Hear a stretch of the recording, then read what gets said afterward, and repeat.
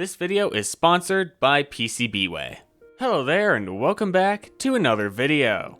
In today's video, it's finally time to upgrade my old NAS. I only built this NAS about a year ago, but since then, I've done a lot more than I expected to do with it. I originally planned to use this NAS to store all of my photos from my hobby of photography and also to store my audio files from music production projects. However, something big and unexpected happened that I would soon discover would push this NAS to its limits. I would start a YouTube channel. Since I've started this YouTube channel, I've managed to rack up a whopping 4.5 terabytes of audio, video, image, and text files. In the grand scheme of things, 4.5 terabytes isn't all that much data. However, for a YouTube channel that's about 9 months old, that's a pretty reasonable amount of data to have generated. In any case, I built this NAS with an array of 3 4 terabyte drives in a RAID 5 setup. This means that this NAS only has 8 terabytes of usable storage, which means it's a pretty small NAS. And with 4.5 terabytes of that storage space used up just with stuff from this YouTube channel, when I add everything else that I store on here, we're getting pretty low on space. So today,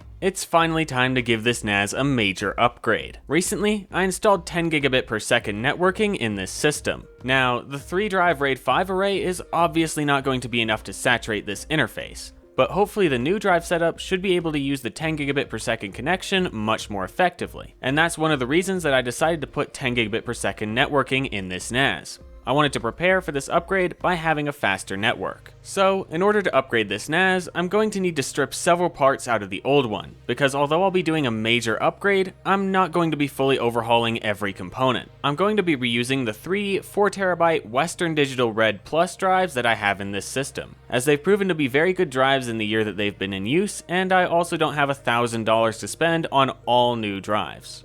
I'll also be keeping the SATA boot SSD, as I'm hoping to not change or reinstall the OS, which is Open Media Vault by the way. Of course, the network cards are going to be coming with me as well, especially the 10 gigabit per second card because I only installed it about a month ago. And the final major component that I'll be carrying over is the main platform. That is, the motherboard and the CPU. The motherboard is a semi-standard micro ATX board from this Dell Optiplex 7010. And the CPU is an Intel Core i7-3770, which will be more than adequate even for the upgraded NAS. And with all of the major parts removed from the system, there are a few more things that I'm going to be stealing from this old NAS. Those things are the power button, the front I/O set, and the rear fan. The reason that I'm grabbing these components will become more apparent later in the video, but taking all of these parts out of the Optiplex case will be quite important to having a completely functional final system, as you'll soon see. I quickly shucked all of the Red Plus drives from their 3D printed drive caddies and mounts, and then took a look at the components that I'm going to be using to upgrade this NAS. To upgrade the storage in the NAS, which is probably the most important part of this upgrade, I've purchased 3 more 4 terabyte hard drives. I know that 4 terabyte drives are not the greatest price per terabyte, however I wanted to add 3 drives for the sake of improving performance, and I couldn't afford to pick up 8 terabyte or larger drives. Next time I upgrade, it's going to have to be a full storage overhaul with new, larger drives. I've also got some new RAM for this system, 4 8GB sticks of DDR3. Currently, the NAS has a bit of an odd configuration of RAM with 24GB installed. It's never given me issues, but recently I received a ton of free DDR3 RAM, and so upgrading the system to 32GB makes sense to do, as I'm already pulling everything apart and rebuilding almost from scratch. To connect all of these drives to the Optiplex's motherboard, I've also got this LSI 9207-8i SAS HBA card. This will allow me to connect up to 8 more drives to the system, as compared to the 4 total that the motherboard can do. And to power everything, I've picked up this EVGA Supernova 750P5 power supply. This was my power supply of choice for this project because it has 9 SATA power connectors built in. This was attractive to me because I don't really want to deal with SATA power splitters, and this power supply will also be rock solid for this system. The 80+ platinum efficiency is going to be nice too, because the server does run 24/7 and any power savings is appreciated. Finally, where will all of these components go? I've clearly ditched the Optiplex case, mainly due to the fact that it doesn't have anywhere close to enough room for all the drives, so what did I choose instead? To house this new file server, I chose this 2U Micro ATX rack mount case. It's not the cheapest option in the world at $135, but it seems that anything rack mount is somewhat inflated in price. This case can hold up to 9 drives, assuming you're using an ITX motherboard. If you're using a micro ATX board, however, then it can only fit 7 due to some clearance issues. However, with my 6 hard drives and single 2.5-inch SSD, this drive storage capacity should be no issue for me. I also grabbed 4 of these Be Quiet PureWings 2 80mm PWM fans because the stock fans in this case are Molex fans and likely won't be very quiet because they'll be running at full speed all the time.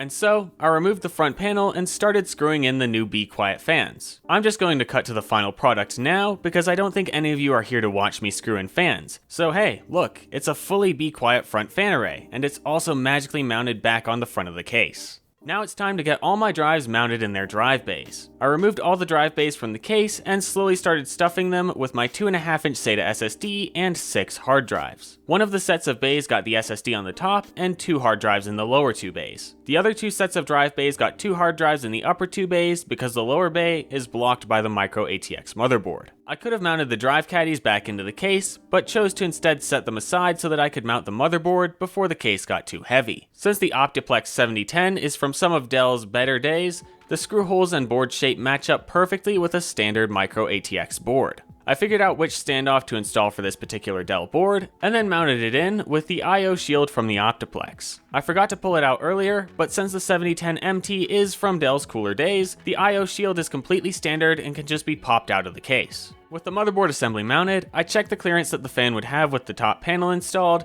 and found that the fan would have been incredibly choked by the panel. Thankfully, I have another cooler from an old HP system that's about 7mm shorter than the Dell cooler. It should be adequate to keep the CPU cool and will give the fan a little more breathing room. First though, I swapped the Dell fan onto the HP heatsink because though the 7010 uses a lot of standard parts, it is sadly from the era where Dell thought they were special because they had their own fan connector. They in fact weren't, because this fan connector sucks. With the HP and Dell combo cooler mounted, which was conveniently easy to do because it seems like almost all OEM systems, even to this day, use the same mounting system for these coolers, I could move on to the next steps. It was now that I chose to install the 4 new RAM sticks into the system. And now that the platform is fully set up, it's time to put the drive bays and drives back into the system. After all the drives had been returned to the system, I moved on to the power supply. This power supply is way overkill for this NAS, but it should never need to be upgraded at least. I connected all of the modular cables that I'd need for this setup to the power supply, those being a motherboard cable, EPS cable, and the 3 SATA power cables that it includes. And now it's almost time to start wiring everything up.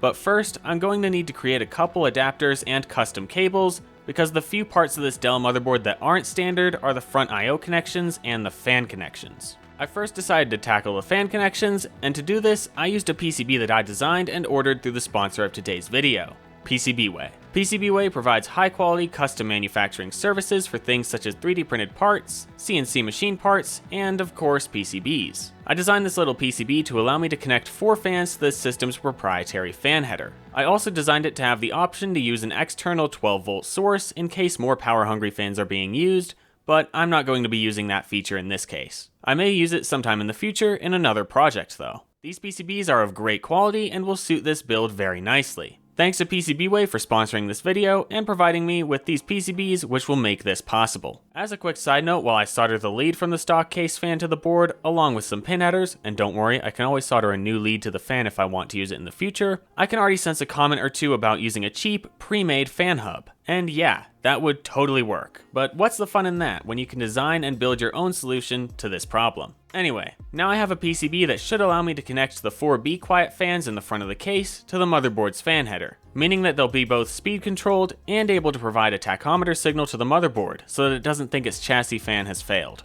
So, with the fan problem sorted, all that's next is the front panel connections. Using a pinout diagram found online, which I'll do my best to remember to link in the description, I cut the wire from the power button and spliced the cables for the power light and switch to some pin headers. I chose to modify these cables in this way so that if I ever change out the motherboard in this server, I could just unplug these Optiplex to ATX cables and use the front panel connections of the case, rather than having to splice everything back to standard ATX connections as I'd have to do if I soldered directly to the case cables. With the power button cable all soldered up, I moved on to the front panel cable. I'm messing with this cable for a few reasons, one being that if I don't make a few connections with this cable, the motherboard will think it's failed and give me a warning at startup. And also, one of the 4 SATA ports on the motherboard will be disabled if I don't make a certain connection to this connector. Plus, I want to have a functional HDD LED. I'm not going to go into the details about what exact connections I made. I'll leave a link to the pinout diagram I got this information from in the description, and you can look at that. But basically, I depinned every cable that wasn't used for the BIOS to sense the cable's status,